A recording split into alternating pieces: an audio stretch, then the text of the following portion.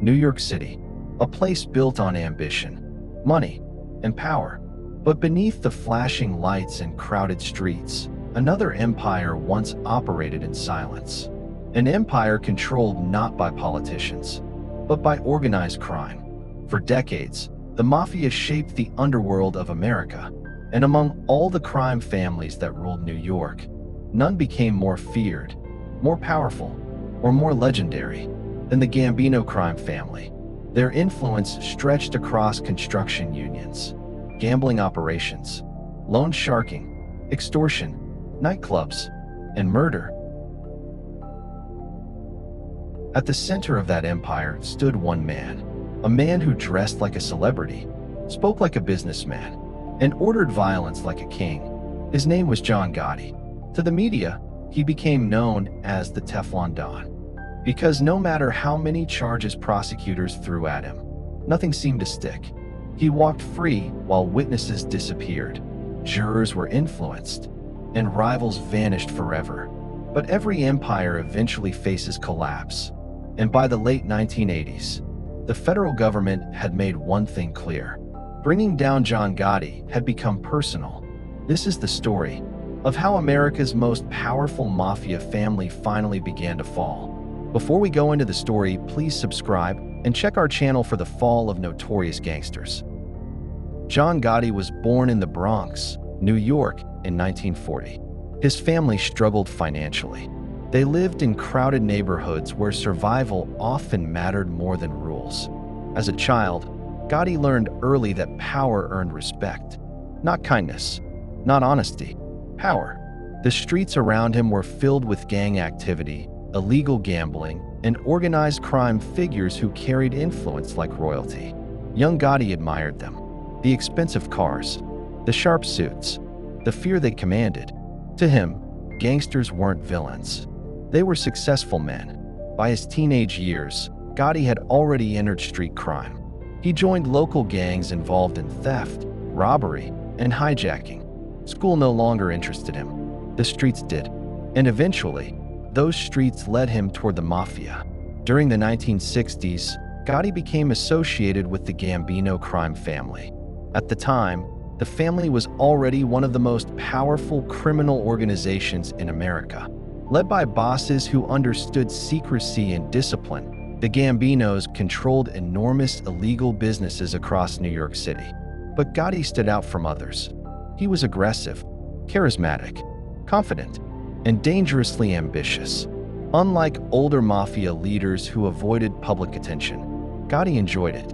He liked expensive clothing, public appearances, attention from the media. That confidence helped him rise quickly within the organization, but it also made him dangerous, because ambition inside the Mafia often leads to betrayal, and betrayal inside organized crime usually ends in bloodshed. By the 1970s, John Gotti had become deeply involved in hijacking operations near JFK Airport. Cargo theft was extremely profitable. Trucks carrying expensive merchandise regularly disappeared. Electronics, jewelry, clothing, millions of dollars flowed through organized crime networks. The Gambino family earned massive profits from these operations, and Gotti became known as someone willing to use intimidation and violence to protect business. But law enforcement had started paying attention. Federal investigators increasingly viewed organized crime as a national threat. Wiretaps became more advanced, and prosecutors slowly began building cases against mafia leaders. Surveillance improved. Still, convicting them remained extremely difficult. Witnesses feared retaliation. Evidence disappeared. People stayed silent. The Mafia's greatest weapon wasn't violence alone. It was fear, and fear kept entire neighborhoods quiet. Then came one of the most important turning points in Gotti's life.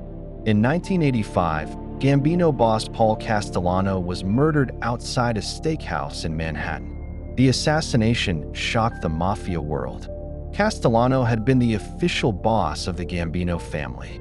Ordering his death without approval from Mafia leadership violated major Mafia rules. But investigators believed John Gotti orchestrated the hit.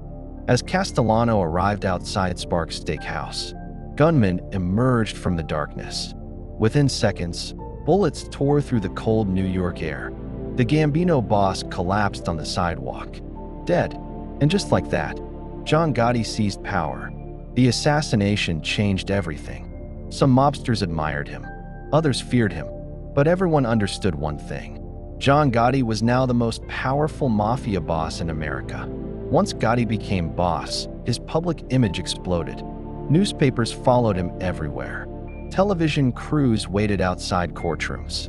Photographers captured his expensive suits and confident smile. Unlike previous mafia leaders who operated in secrecy, Gotti behaved almost like a celebrity. And strangely, the public became fascinated by him. Some viewed him as charming. Others saw him as terrifying. But either way, John Gotti became famous. Then came the trials. Again and again, prosecutors attempted to convict him. And again, he walked free. Witnesses changed stories. Juries failed to convict. Cases collapsed. That's when the media gave him a new nickname, the Teflon Don, because charges never seemed to stick. But behind the cameras and expensive clothing, pressure was growing. The FBI had become obsessed with destroying organized crime, and Gotti's public behavior made him impossible to ignore. Agents monitored his movements constantly. Secret surveillance teams followed him through New York. Investigators studied his associates. Federal prosecutors searched desperately for weaknesses inside the Gambino organization.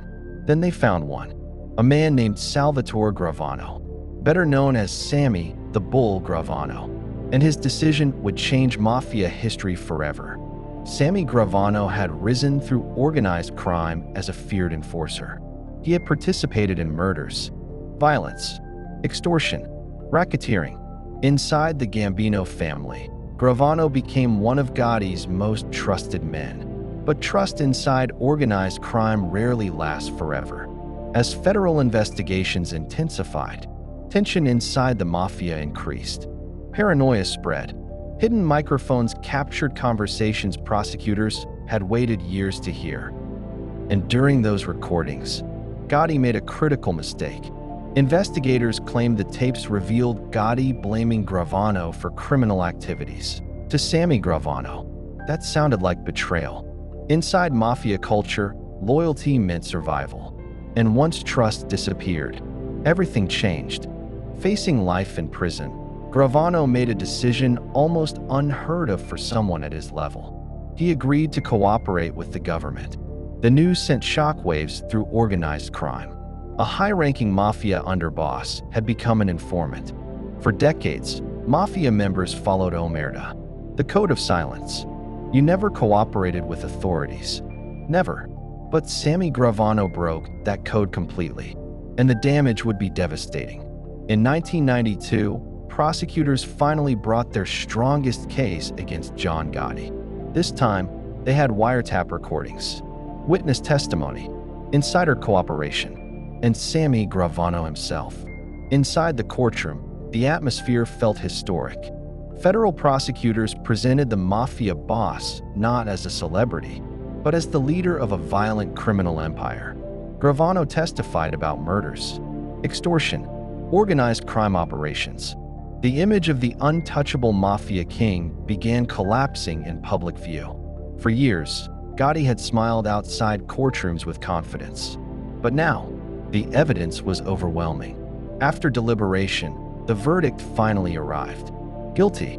John Gotti was convicted of murder, racketeering, and multiple federal crimes. The sentence: life in prison without parole. For the FBI, it was one of the greatest victories in the history of organized crime investigations. For the Gambino family, it marked the beginning of decline. And for America, it signaled something even bigger. The golden era of the mafia was ending.